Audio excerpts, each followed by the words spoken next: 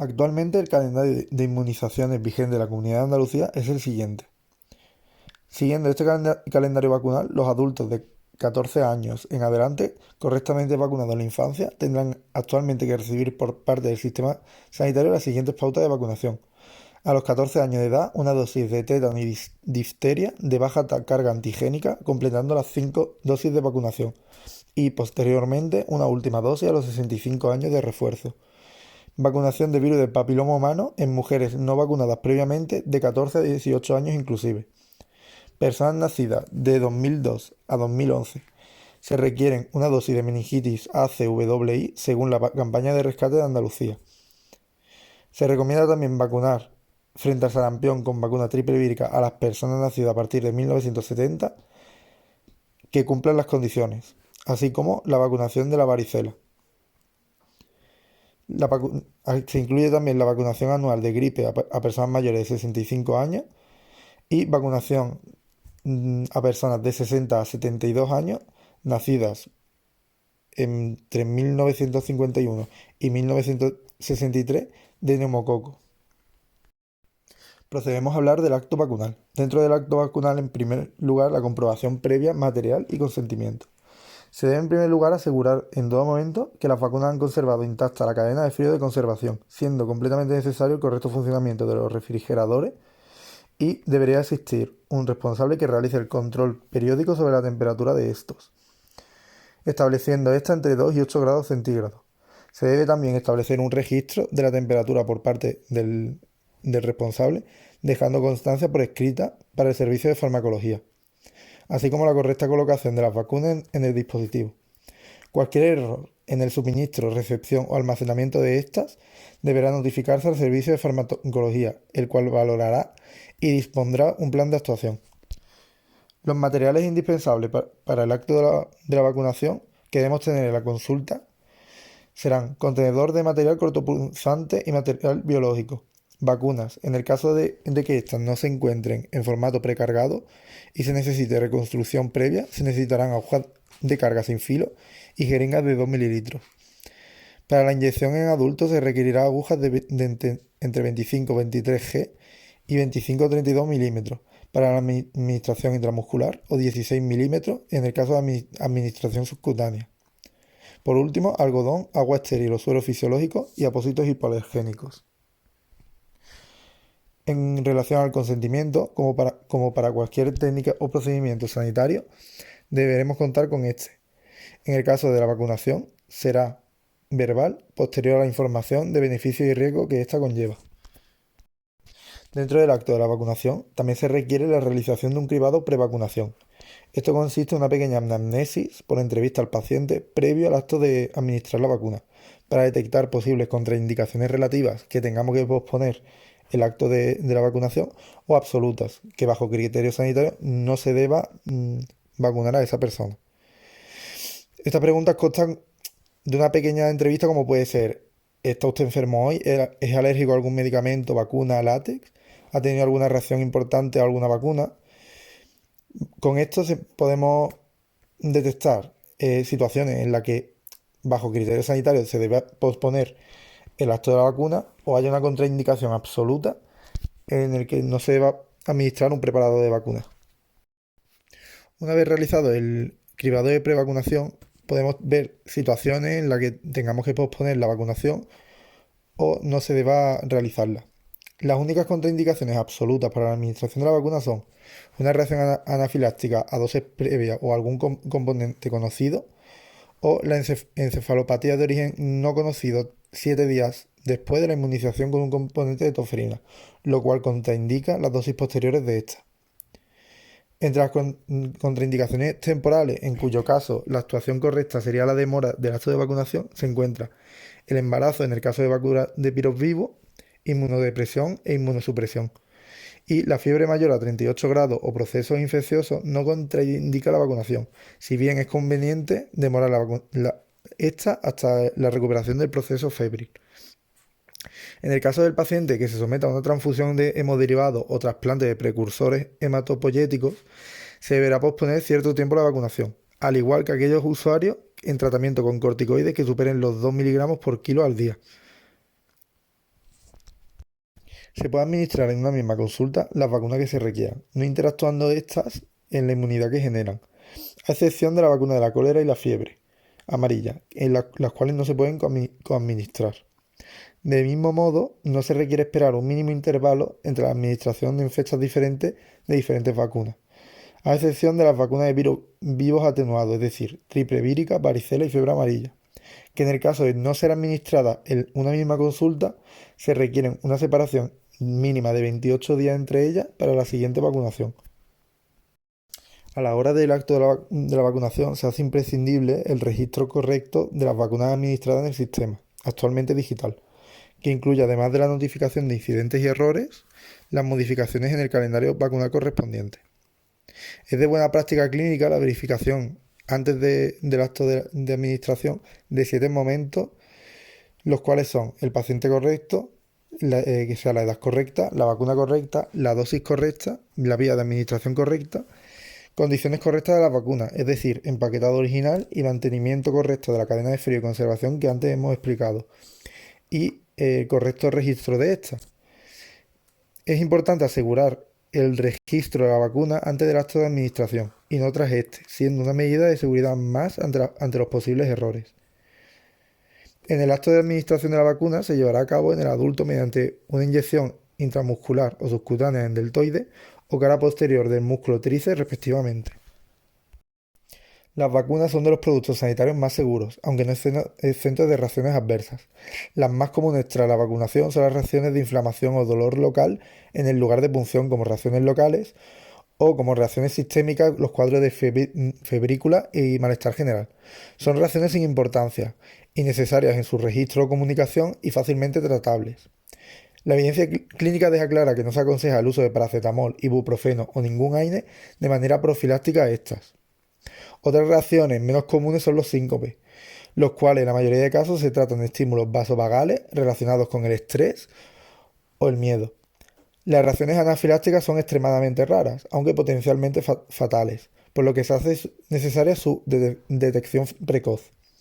Para ello, se expresa al usuario que se espere después de la vacunación en torno a 20-30 minutos. Para la posible reacción anafiláctica tendremos siempre a mano el tratamiento de primera línea, el cual consiste en adrenalina 0,5 miligramos inyectada de manera intramuscular profunda.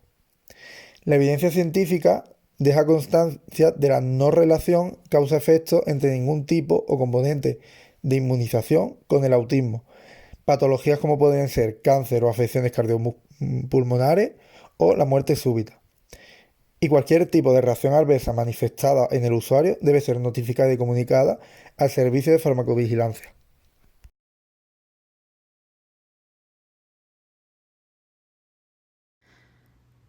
La vacuna de tétanos-difteria es una vacuna combinada inactivada con compuestos proteicos obtenidos a partir del toxoide tetánico de la bacteria Clostridium tetani y el toxoide diftérico de la bacteria Corynebacterium. Actualmente existen 4 tipos de vacunas comercializadas en España. En primer lugar, se encuentra la vacuna Exion, vacuna celular de alta carga antigénica que contiene las vacunas de tétanos, difteria y tosferina junto con poliomielitis, hepatitis B y Haemophilus influenzae tipo B. Se administra a los 2, 4 y 11 meses. Otra vacuna también de alta carga antigénica es la Tetaxim, que combina la vacuna contra tétanos, difteria y tosferina y poliomielitis. Se administra como primera dosis de recuerdo a los 6 años. En adultos se administra la vacuna Diftarax, que es celular de baja carga antigénica contra tétanos y difteria. Se administra como dosis de recuerdo a los 14 años y en mayores de 65. Por último, nombrar la vacuna Buxtrix, vacuna también de baja carga antigénica que también contiene tosferina. Se administra en embarazadas en la semana 28 de gestación. En casos de alto riesgo de prematuridad, se puede administrar a partir de la semana 20. En embarazadas que no recibieron la dosis de la semana 28, es conveniente aún así administrarlas hasta una semana antes de la fecha esperada de parto. Es una vacuna segura para poder coadministrarla junto con las vacunas de COVID-19 y gripe anual. La administración de la vacuna es por vía intramuscular y en adultos en la región deltoidea. En pacientes anticoagulados se puede aplicar por vía subcutánea profunda. La vacuna contra tétanos difteria tiene muy pocas contraindicaciones y es segura. Importante saber que está contraindicada en personas con alguna enfermedad febril o infecciosa aguda grave, aunque en casos triviales no hay contraindicación. Si presenta algún antecedente personal de hipersensibilidad con esta vacuna, no se debe administrar de nuevo. En el caso de la vacuna con baja carga antigénica, no debe administrarse en pacientes menores de 7 años ni en embarazadas en primer trimestre de gestación. La vacuna no está contraindicada en la lactancia, no presenta ningún componente alimenticio, por lo que se puede administrar en pacientes alérgicos al huevo y a otras alergias. No interacciona con otros medicamentos y se puede administrar con otras vacunas. En pacientes inmunodeprimidos se debe tener en cuenta que pueden tener una respuesta reducida de anticuerpos. Ahora nos centraremos en la vacuna Diphthalax, que como dije anteriormente está indicada para la inmunización activa frente a tétanos y difteria en niños de 7 años en adelante y adultos. Nos podemos encontrar con diversas situaciones. En primer lugar, nos podemos encontrar con un paciente adulto no vacunado previamente.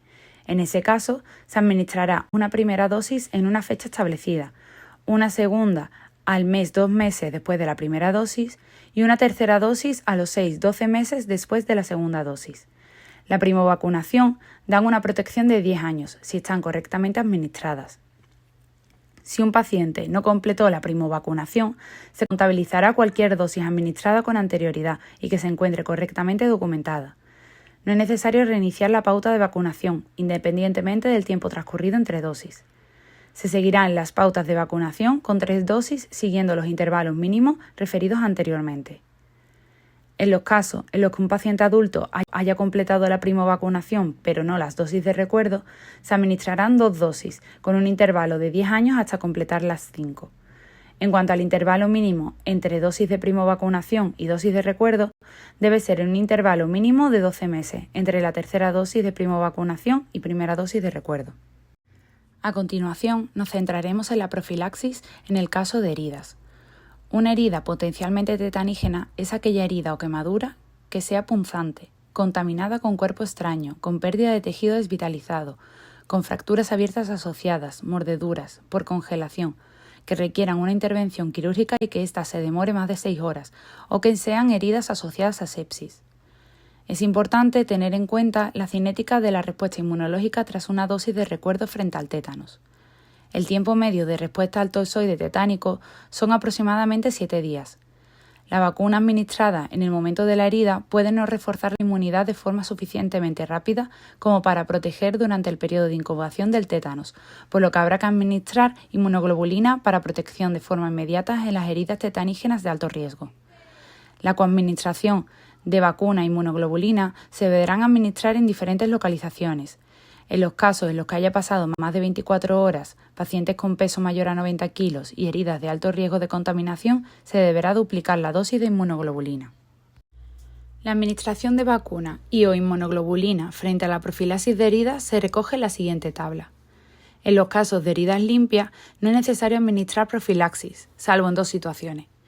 La primera de ellas es si el paciente tiene menos de 3 dosis administradas o es desconocida, en cuyo caso habrá que administrar nuevas dosis hasta completar vacunación. En el caso de que esté primovacunado con 3 dosis o con una única dosis de recuerdo, es conveniente administrar una nueva dosis si han pasado más de 10 años de su última. Por otro lado, si nos encontramos con una herida con algún riesgo de ser tetanígena, la situación es diferente. En el caso de un paciente que no conozca su calendario vacunal o no haya completado primovacunación, se deberá coadministrar inmunoglobulina y vacuna y posteriormente completar vacunación. Si el paciente ya ha recibido la primovacunación pero no ha completado sus 5 dosis, se deberá administrar una dosis de vacunación si han pasado más de 5 años de su última. Si tiene completadas sus 5 dosis, habrá que valorar si administrar una sexta si han pasado más de 10 años de su última. Importante saber que en pacientes con heridas de alto riesgo, inmunodeprimidos o usuarios de drogas por vía parenteral, se debe administrar una dosis de inmunoglobulina para profilaxis junto con la vacunación. Los varones que hayan nacido entre 1949 y 1983 que hayan realizado el servicio militar presentan la primovacunación. Importante saber que en el periodo de 2005 a 2015 hubo 136 casos de tétanos registrados en España, de los cuales un 70% eran mayores de 64 años, por lo que es importante tener cuidado y consultar el calendario vacunal de los pacientes mayores. Vacunación neumocócica 13, 20 y 23. En primer lugar vamos a hablar del neumococo Streptococcus pneumoniae. Se trata de una bacteria gram positiva que puede causar enfermedad de forma invasiva, neumonía bacteriémica, meningitis, sepsis, shock séptico o enfermedad de forma no invasiva, neumonía, otitis media o sinusitis. Normalmente se encuentra en faringe y principalmente de niños pequeños, transmitiéndose por vía respiratoria. En nuestro medio la mortalidad se asocia en niños casi que exclusivamente en meningitis y en adultos principalmente en neumonías. En el Servicio Andaluz de Salud tenemos 3 tipos de vacunas frente al neumococo disponibles. La primera es la vacuna neumocócica conjugada 13 valente o Prevenar, que está autorizada a partir de las 6 semanas de vida. Luego tenemos la vacuna neumocócica conjugada 20 valente o Apexnar, autorizada a partir de los 18 años. Y la vacuna neumocócica polisacárida 23 valente o Neumovax, que está autorizada a partir de los 2 años de vida. La vacunación sistémica frente al neumococo está enfocada para personas entre 60 y 72 años. En 2023 se recomendaba vacunación con la Apexnar o 20 valente a personas entre 60 y 72 años que no hayan recibido previamente una vacuna neumocócica conjugada, ya sea la 13 o la 20 valente. Luego aparte tenemos grupos de riesgo respecto a enfermedad neumocócica invasiva que siguen una pauta de vacunación independiente. Como he dicho antes, existen 2 grupos respecto al riesgo de enfermedad neumocócica invasiva, un alto riesgo, que sería el grupo 1, y un moderado riesgo, que sería el grupo 2. He dejado una gran lista de enfermedades y afecciones que estarían dentro de estos grupos. Las recomendaciones de pauta de vacunación de personas con alto riesgo de enfermedad neumocócica invasiva o grupo 1 son a partir de los 18 años las siguientes. La recomendación es una única dosis de vacuna 20 valente y aquellas personas que ya hayan recibido una vacunación anterior habrá que recomendar lo siguiente. Si han recibido previamente una vacunación con la 13 valente, se recomendará una única dosis de la 20 valente tras los 6 meses de haber realizado la anterior. Si por lo contrario han tenido anteriormente una dosis de la 23 valente, la recomendación será la pauta de la 20 valente a partir de los 12 meses de la anterior. Respecto a las personas de moderado riesgo de enfermedad neumocócica invasiva o grupo 2, habrá que seguir la siguiente pauta de vacunación. Si no tiene ningún antecedente previo de ningún tipo de vacuna frente al neumococo, la recomendación es una única dosis de vacuna 20 valente. Sin embargo, si tiene distintos antecedentes de vacuna, habrá que seguir el siguiente esquema. Si tiene un antecedente de vacuna 13 valente, y tiene una edad entre 18 y 64 años, deberá tener al menos 2 patologías o situaciones de la tabla de grupo 2 para que sea recomendado realizar una dosis única de vacunación 20 valente a partir de los 6 meses de la 13 valente. Si tiene entre 65 o más edad, entonces sí que se recomendará esta pauta de 20 valente en las mismas circunstancias. Si el antecedente que tienen de vacunación es de la 23 valente, se recomendará una única dosis de 20 valente tras 12 meses después de la 23 valente, independientemente del número de las 23 valente que lleve puestas. Y por último, si tiene puesta la vacunación 13 valente más la 23 valente, es decir, que tiene ambas puestas como antecedentes, entonces no requerirá ninguna dosis adicional, Con eso será suficiente. Respecto a la coadministración con otras vacunas, las 3 vacunas mencionadas pueden coadministrarse con vacunas hexavalentes, hepatitis B, TDPA, meningococo B, C y ACWI, triple vírica, varicela, rotavirus, vacunas inactivadas antigripales y vacunas frente a COVID-19. Estas vacunas deben realizarse siempre en diferentes lugares de inyección. A continuación vamos a comentar las indicaciones de vacunación frente al meningococo B y meningococo ACWY en adultos. En el caso del meningococo B, tenemos que saber que se trata de una vacuna conjugada tetravalente, compuesta por 4 componentes y cuya marca comercial conocida es Bexsero, que se utiliza en Andalucía. En niños se dan unas 3 dosis. Tenemos que saber que es una vacuna que se administra por vía intramuscular y que es compatible la administración conjunta junto con otras vacunas, siempre y cuando la localización de administración de las mismas sea diversa. Se trata de una vacuna que se puede aplicar tanto en atención primaria como en hospitalaria. En el caso del embarazo tendríamos que valorar el riesgo-beneficio, es decir, valorar cada caso de forma individual, porque la experiencia sobre esto es un poco limitada. Sin embargo, sí que se ha establecido que es compatible con la lactancia. La vacuna en adultos frente al meningococo B fundamentalmente se va a administrar en 2 grupos, en unos grupos de riesgo definidos y en una serie de circunstancias especiales que detallamos a continuación. Con respecto a los grupos de riesgo en los cuales está indicado la vacunación frente al meningococo B en adultos, serían pacientes con asplenia anatómica o disfunción esplénica grave, o aquellos en los que está prevista una resección quirúrgica del bazo, pacientes con déficit de properdina o con deficiencias del complemento, pacientes en tratamientos con inhibidores del complemento como eculizumab o sus derivados de acción prolongada como el ravulizumab, pacientes trasplantados de progenitores hematopoyéticos, personal de laboratorio, técnicos de laboratorio y microbiólogos que trabajen con muestras que potencialmente puedan contener este meningococo, y personas que han sufrido un episodio de enfermedad meningocócica independientemente del estado de vacunación previa que tuvieran a dicho episodio. Tenemos que tener en cuenta que frente al meningococo B la pauta de vacunación variará en función del grupo de riesgo que se pertenece y además de la edad que tenga el paciente cuando se le incluye en uno de estos grupos de riesgo. En esta diapositiva os muestro un cuadro resumen, simplemente que claro es difícil quedarse con todos los datos, pero que se podría consultar, donde nos indican en cada uno de los grupos de riesgo y en función de la edad del paciente cuál sería la pauta indicada en cada uno de estos subgrupos. Las circunstancias especiales en las que está indicado la vacunación frente al meningococo B serían situaciones de brotes en las que la autoridad sanitaria establezca la necesidad de vacunación.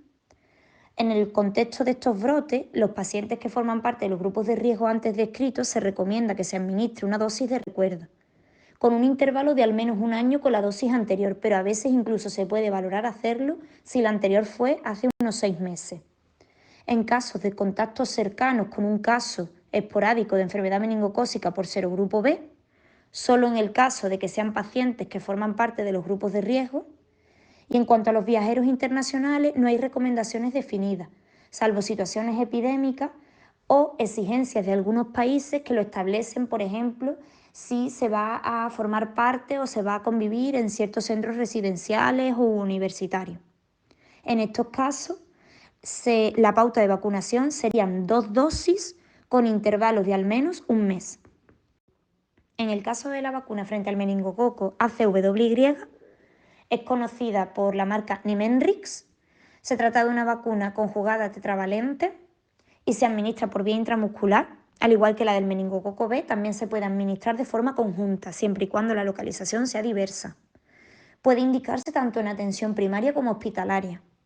Al igual que el meningococo B, en el caso de las embarazadas, como la experiencia es limitada, hay que valorar individualmente el riesgo-beneficio y sí que es compatible con la lactancia.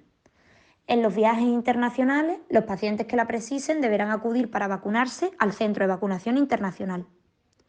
Las indicaciones en adultos de la vacuna frente al meningococo ACWY es también en aquellos pacientes que forman parte de los grupos de riesgo, en una serie de circunstancias especiales, y en este caso también en aquellas personas entre 13 y 21 años, es decir, nacidos entre el 2002 y el 2010, ambos inclusive, que no hayan recibido esta vacuna previamente o que la vacuna recibida fuera antes de cumplir los 10 años.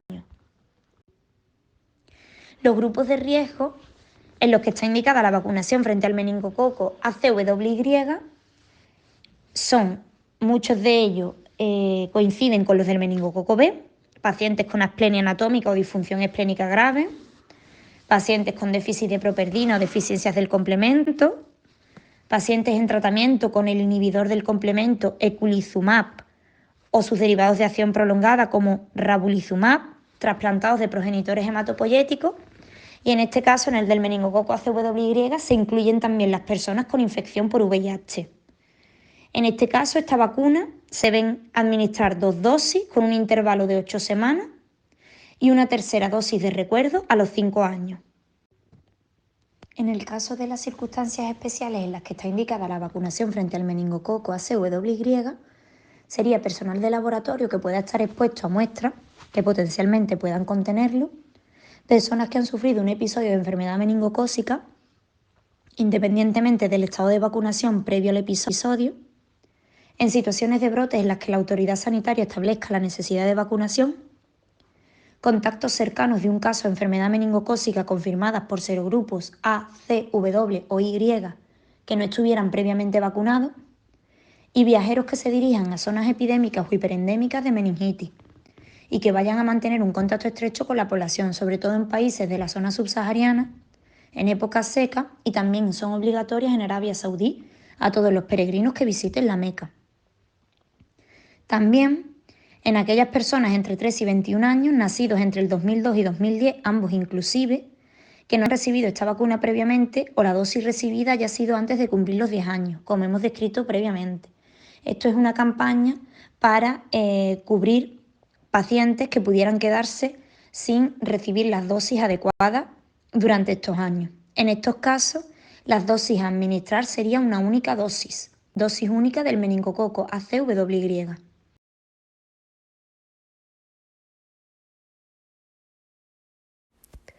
Vacunación de la triple vírica. La triple vírica es una vacuna que incluye la inmunización para 3 virus diferentes, que son el virus de la enfermedad del sarampión, que es el paramyxovirus, el virus de la rubeola, que es el togavirus, y el virus de la parotiditis, que es el paramyxovirus. Consiste en una vacuna de virus vivos atenuado y va a producir una inmunización larga, potente, que va a necesitar un pequeño número de dosis de recuerdo.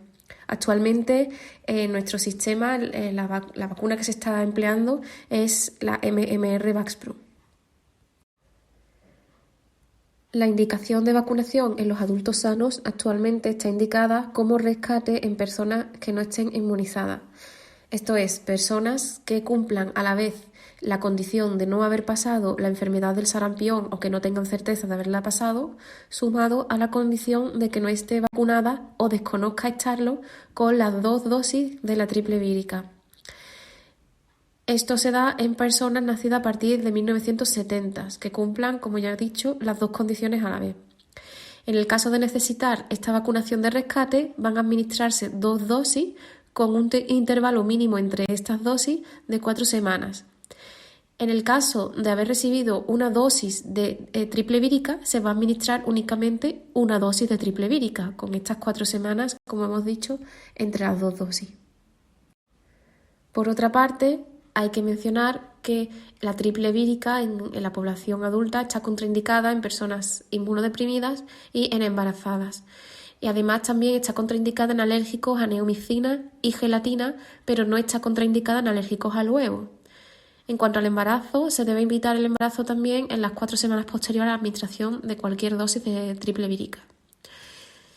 En cuanto a población de riesgo en adultos sanos, la triple vírica en infecciones por VIH sí que puede administrarse en el caso de que exista un buen control de la infección.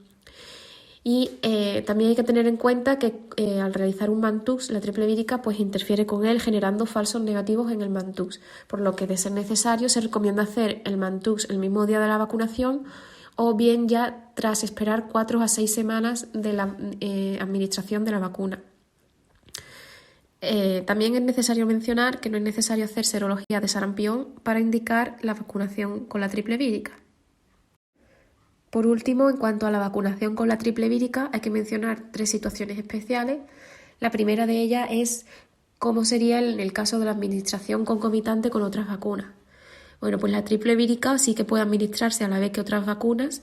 En el caso de que se administre una triple vírica y una vacuna inactivada, no es necesario esperar ningún tipo de intervalo, mientras que entre la triple vírica y otra vacuna viva atenuada de tipo parenteral, por ejemplo, la vacunación de la varicela, lo recomendable es dejar un intervalo de al menos 4 semanas. Otra situación especial sería el intervalo recomendable entre hemoderivados y la vacunación de la triple vírica. Bien, pues dependiendo del tipo de hemoderivado se va de esperar un intervalo mínimo de diferentes meses. Por ejemplo, entre la triple vírica y una inmunoglobulina inespecífica en dosis altas habría que esperar 11 meses, con concentrados de hematíes 5 o 6 meses y con plasmas y plaquetas unos 7 meses. Por último, la última situación especial sería en el caso de una exposición a sarampión, que en caso de contraindicación de la vacuna, por ejemplo embarazadas e inmunodeprimidos, se recomienda utilizar una inmunoglobulina inespecífica.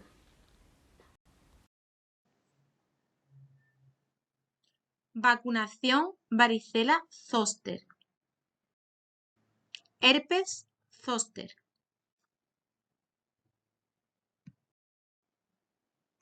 ¿Qué es?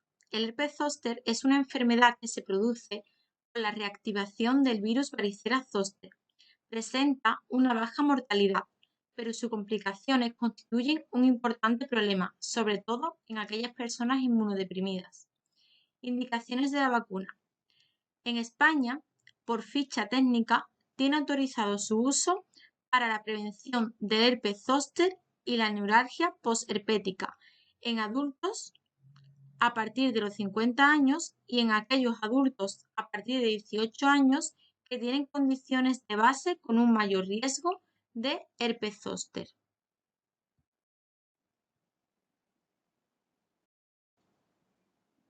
Vacuna herpes zóster. Pauta: 2 dosis, separadas por al menos 2 meses. La vacuna es una vacuna inactivada y su nombre comercial es Shingrix. Esta vacuna ayuda a prevenir la aparición de episodios de herpes zóster y sus posibles complicaciones. No está aprobada para la prevención primaria de la varicela y hay datos limitados sobre el uso de esta vacuna en pacientes seronegativos a varicela zóster.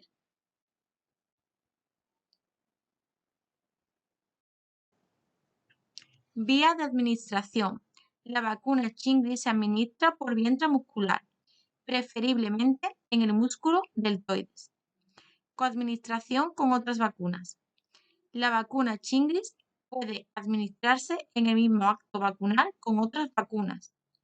En estos casos, las vacunas deben ser administradas en lugares anatómicos diferentes. Si no se coadministran otras vacunas en el mismo acto, hay que esperar un mínimo de 4 semanas para la administración de otra vacuna inactivada. Vacunación en grupos de riesgo. Se indica la vacunación frente a herpes zóster en personas de 18 años o más con algunas de las siguientes situaciones. Trasplante de progenitores hematopoyéticos. En las siguientes circunstancias: si han pasado menos de 24 meses desde el trasplante o independientemente desde el tiempo transcurrido, si recibe tratamiento inmunosupresor o si desarrolla enfermedad injerto contra huésped. En trasplante de órgano sólido o en espera del mismo. En tratamiento con fármacos anti-JAK. En infección por VIH. En hemopatías malignas. En tumores sólidos en tratamiento activo con quimioterapia o que hayan recibido quimioterapia en los últimos 6 meses. en antecedente de 2 o más episodios de herpes zóster y en personas que estén en tratamiento con otros fármacos inmunomoduladores o inmunosupresores. Contraindicaciones y precauciones. La vacuna Shingrix está contraindicada en caso de reacciones alérgicas graves, tales como anafilaxia e hipersensibilidad a dosis previas. Como precaución, se debe posponer la administración en caso de enfermedad aguda, moderada o grave, con o sin fiebre asociada, como ocurre habitualmente con el resto de vacunas, trastornos de la coagulación y embarazo, ya que actualmente no se aconseja la administración de esta vacuna durante la gestación. Las reacciones adversas locales más frecuentes son el dolor, sobre todo en el lugar de la inyección. En un 9% pueden aparecer otras reacciones locales, como enrojecimiento o hinchazón, pero suelen ser transitorias y se resuelven en 2 o 3 días. Las reacciones sistémicas más frecuentes son las mialgias, la fatiga y la cefalea. Como no es una vacuna viva, no puede producir la enfermedad. Vacuna varicela. ¿Qué es la varicela? Es una enfermedad infecciosa muy contagiosa, producida por el virus de la varicela, más frecuente en la edad infantil y generalmente de curso benigno. En el 90% de los casos se produce antes de los 12 años de edad. Solo la padecen los humanos y la transmisión es de persona a persona, por vía respiratoria o por contacto. El padecimiento de la varicela habitualmente conlleva el acantonamiento permanente del virus en los ganglios de la médula espinal. A partir de entonces, el virus se puede reactivar y producir una erupción característica, llamada herpes zóster. Indicaciones de la vacunación. Se recomienda la vacunación frente al virus de varicela con 2 dosis, una a los 15 meses y otra a los 3 años. A partir de los 3 años se recomienda vacunar con la pauta correspondiente en personas susceptibles. Si han recibido solo una dosis y no han pasado la varicela, solo será necesaria una dosis. A partir de los 12 años, coincidiendo con la vacunación frente al meningococo ACWY, se realizará captación de susceptibles. La vacuna. En España tenemos 2 preparados comercializados, Varilix y Varivax. La vía de administración es la vía subcutánea. Vacunación de rescate. En la población adulta de hasta 50 años que no cumplan ninguno de estos 3 criterios, antecedentes de varicela, historia de herpes zóster y documentación de vacunación con 2 dosis, se realizará una determinación serológica. Si la persona es susceptible, IgG negativa, se administrarán 2 dosis con un intervalo entre dosis de 4 a 8 semanas. Si ha recibido una dosis previamente, se administrará una segunda dosis siempre que hayan pasado al menos 4 semanas desde la primera dosis. Las mujeres deben evitar el embarazo en las 4 semanas siguientes a la administración de cualquier dosis de vacuna de varicela. Aclaraciones y situaciones especiales. Antecedentes de varicela antes de los 12 meses de vida, en general se recomienda no tenerla en cuenta y realizar la vacunación con la pauta estándar. Coadministración con otras vacunas. La vacuna de la varicela es una vacuna viva atenuada. Puede administrarse a la vez que vacunas inactivadas y vivas. Intervalos recomendables entre hemoderivados y la vacuna de varicela. Si es una inmunoglobulina específica en altas dosis, 11 meses. Si se trata de plasma o plaquetas, 7 meses. Si es un concentrado de matíes, 5 o 6 meses.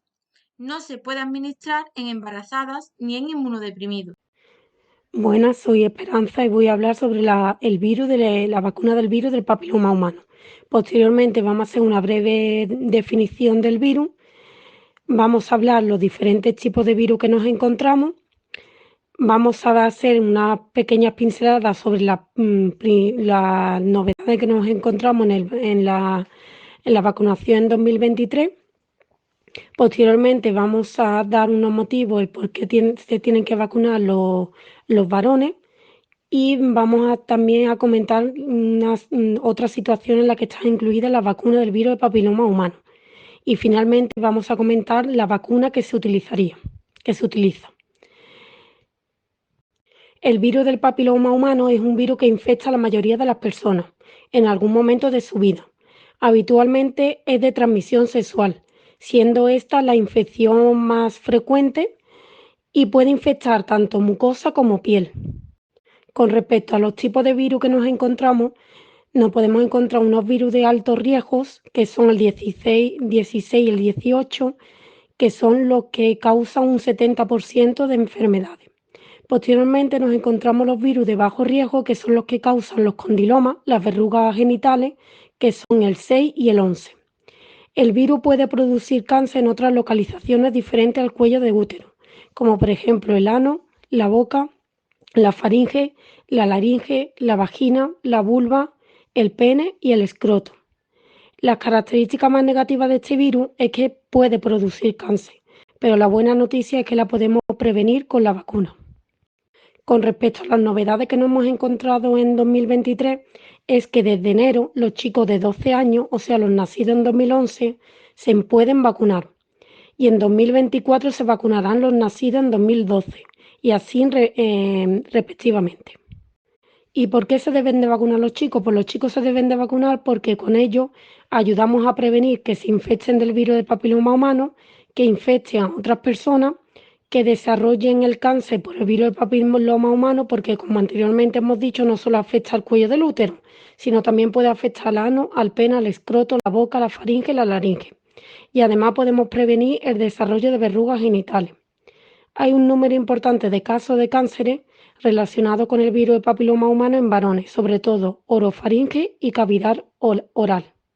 Otras situaciones que nos encontramos incluidas en el calendario para la vacunación del virus del papiloma humano son mujeres y varones de 9 a 26 con infección del VIH, mujeres y varones de hasta 9 años con el síndrome del VIHIM, enfermedad congénita que causa una inmunodeficiencia severa, mujeres y varones de hasta 26 años que ejercen la prostitución, mujeres de hasta 26 años con trasplante de órganos sólidos o trasplante de progenitor hematopoyético, varones de hasta 26 años que tienen sexos con hombres, mujeres de cualquier edad que presenten lesiones precancerosas que hayan requerido alguna intervención. La vacuna que usamos para la vacunación es la Gardasil 9. Ella incluye los genotipos 6, 11, 16, 18, 31, 33, 45, 52 y 58. Esta vacuna se inicia entre los 12 y 14 años, siendo una pauta de 2 dosis, separadas al menos con 12 meses de separación. Si la vacuna se inicia a los 15 años, se usa una pauta de 3 dosis. Y si estamos ante personas con factores de riesgo, también se usa una pauta de 3 dosis.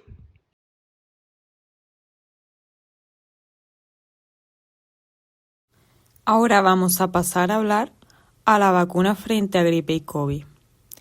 Anualmente se han establecido recomendaciones de vacunación frente a la gripe en otoño y en invierno, en aquellos grupos con mayor riesgo de complicación o transmisión. Y desde la temporada 2021-2022, esta vacunación frente a la gripe ha ido de la mano con la de COVID-19. El objetivo de ambas vacunas es reforzar la protección de las personas más vulnerables, que conoceremos como población diana, y también la del personal sanitario y sociosanitario. Para todo esto, para reducir la morbimortalidad y el impacto de estas enfermedades sobre la capacidad de la atención sanitaria. Las indicaciones son para la población general de 60 años o más, para personas de 5 años o más que estén internas en centros de discapacidad o residencias de mayores, así como personas institucionalizadas de forma prolongada, ¿vale?, incluyendo las instituciones penitenciarias, la población de 6 meses a 59 años que tengan patologías o situaciones de riesgo que vienen recogidas en la tabla 2, incluyendo el embarazo en cualquier trimestre de la gestación y el puerperio, hasta los 6 meses tras el parto, y que no se hayan vacunado durante todo el embarazo. También la población general de niños de 6 a 59 meses tienen una vacunación sistemática frente a la gripe, ¿vale? Y se vacunarán de COVID-19 solo si tienen patologías o situaciones de riesgo recogidas en la tabla 2, comenzando con aquellos que tengan más alto riesgo, que viene recogido en la tabla 3. También el personal de centros sanitarios o sociosanitarios, así como residencias de mayores, instituciones penitenciarias, bomberos, servicios de protección civil, convivientes de personas mayores de 60 años, aquellos con patologías crónicas o embarazadas a partir de diciembre, en embarazadas, como ya hemos dicho, en personas fumadoras, eso es una novedad, estudiantes en práctica de centros sanitarios, residencias y centros de discapacidad, y personas con exposición laboral directa a animales o a sus secreciones en granjas y explotaciones avícolas, porcinas o de visiones, o a fauna silvestre como ganaderos, veterinarios, granjeros, cazadores, agentes de medio ambiente, etc.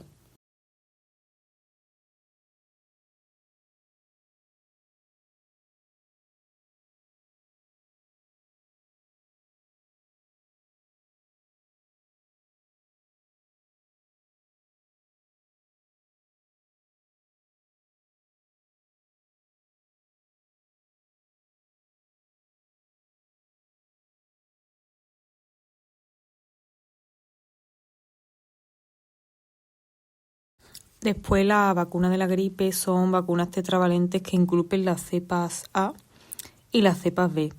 Y actualmente se han adquirido 3 preparados, ¿vale? Hay unas vacunas de alta carga antigénica indicadas para personas de 85 años o más y de 60 años o más institucionalizados en residencia, con alta carga antigénica por la alta vulnerabilidad de estos colectivos. Por esta razón solo están disponibles para el uso en ellos. Y después hay otras con una carga antigénica estándar para el resto de indicaciones. Y se trataría de una dosis única.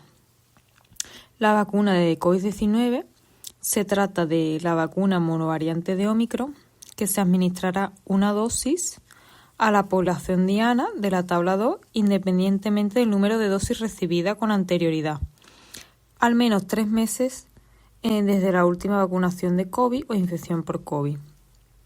En personas de 6 o más meses de edad con inmunodepresión grave, recogidas en la tabla 3, se puede requerir la administración de una dosis más. Decir que las vacunas se pueden administrar en el mismo acto, ¿vale?, poniendo una en cada brazo, y que en el caso de que esté indicado se podrá administrar al mismo tiempo las vacunas frente a gripe y COVID y también otras vacunas que estuvieran indicadas, como el neumococo, el herpes zóster y las demás vacunas actualmente incluidas en el calendario. En embarazada también serán compatibles con las vacunas de la tosferina y eso. Y en el caso de administrar 2 vacunas en el mismo día, una en cada brazo, y en el caso de administrar 3, se administrarán en un mismo brazo, 2 de ellas con al menos 2,5 centímetros de distancia. A continuación vamos a hablar, ya por último, de la hepatitis A y B. El virus de la hepatitis A es un virus de ARN que se replica en los hepatocitos, se secreta en las bilis y se elimina por las heces. Es una enfermedad autolimitada, generalmente no cronifica, aunque hasta en un 10 o 20% de los casos pueden verse enfermedades de un periodo más largo de tiempo. Los principales síntomas que provoca son síntomas digestivos acompañados de fiebre, de malestar general y de ictericia, rara vez provoca manifestaciones extrahepáticas y la principal manera de transmisión es la fecal oral. Otras maneras de transmisión son las transfusiones sanguíneas por medio de jeringuillas, sobre todo en usuarios de drogas vía parenteral, o la transmisión sexual. Tal y como vemos en el mapa que tenemos aquí a la derecha, es una enfermedad de distribución mundial con mayor incidencia en las zonas con peores condiciones higiénico-dietéticas. Hay zonas de endemicidad alta, zonas de endemicidad media y zonas de endemicidad baja. En nuestro caso estaríamos en una zona de endemicidad media-baja. En cuanto a la vacunación por hepatitis A, se recomienda la vacuna a personas susceptibles a partir de los 12 meses de edad que pertenezcan a uno de los siguientes grupos de riesgo. Los contactos estrechos, lo que llamaríamos profilaxis posexposición, que de eso hablaremos en la siguiente diapositiva un poquito más extenso. Pacientes con enfermedad hepática crónica, con alcoholismo, con cirrosis o con hepatitis B o C crónica, ya de enfermedad crónica establecida. Pacientes con síndrome de Down o inmunodeprimidos como VIH o trasplantados, pacientes con ciertas conductas de riesgo, como los hombres que tienen sexo con hombres, los trabajadores de la prostitución o los adictos a drogas por vía parenteral.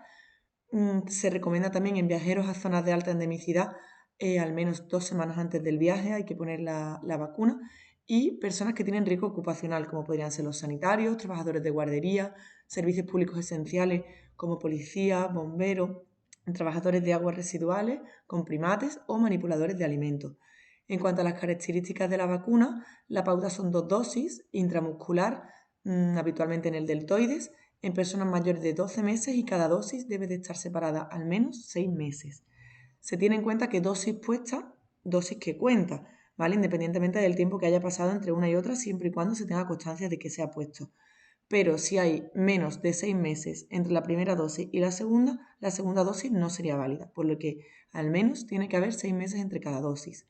Son vacunas muy inmunógenas en las que la protección a largo plazo se ve que es bastante efectiva, se cree que en torno a más del 90% a los 20 años siguen manteniendo anticuerpos. No se han estudiado en embarazadas, por lo tanto no hay una indicación clara, sino que se debería valorar el riesgo-beneficio, y los efectos adversos, los más comunes que se han visto, son locales, leves y autolimitados, como enrojecimiento o dolor de la zona de punción o en algunos casos febrícula. En cuanto a las situaciones especiales de vacunación, serían los pacientes VIH con un recuento de CD4 inferior a 350 células, y se darían 3 dosis, en el momento, al mes y a los 6 meses, no serían 2. En estos pacientes, los inmunodeprimidos, se recomienda realizar marcadores serológicos a los 2 o 3 meses después de la última dosis, ¿vale? Para que si no son respondedores, es decir, si no tienen un título de anticuerpos adecuado, se valore una dosis de recuerdo.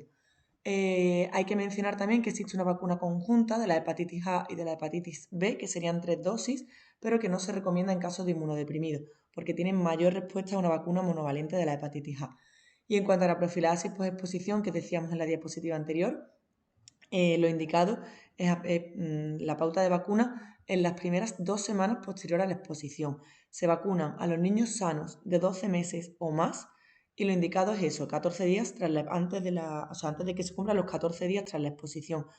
En teoría, una dosis es suficiente como prevención, pero siempre que se pueda se recomienda dar además la segunda dosis los 6 meses después. En los adultos mayores de 40 años no está indicada la vacuna, sino que lo que se recomienda es la inmunoglobulina en su lugar. Pero en caso de los inmunodeprimidos o los hepatópatas crónicos hay que poner ambas, tanto la vacuna como la inmunoglobulina conjuntamente.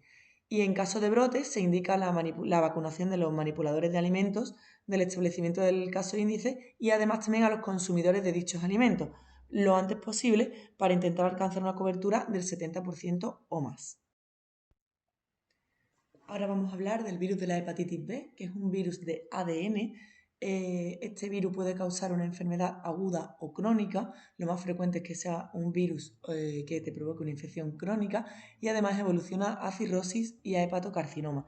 Es una de las causas de cáncer prevenible mediante vacunación más frecuentes que tenemos en nuestro medio a día de hoy. Tiene varios componentes antigénicos, como serían el antígeno de superficie, el antígeno del core o el antígeno E. Y además se pueden generar varios anticuerpos, el anti-HBs, que sería el que se crearía con la vacunación, el anti-HBc con la infección natural y el anti-HBe. En cuanto a la carga viral, es el mejor indicador que tenemos para ver tanto el grado de la replicación viral como el grado de infectividad de nuestro paciente.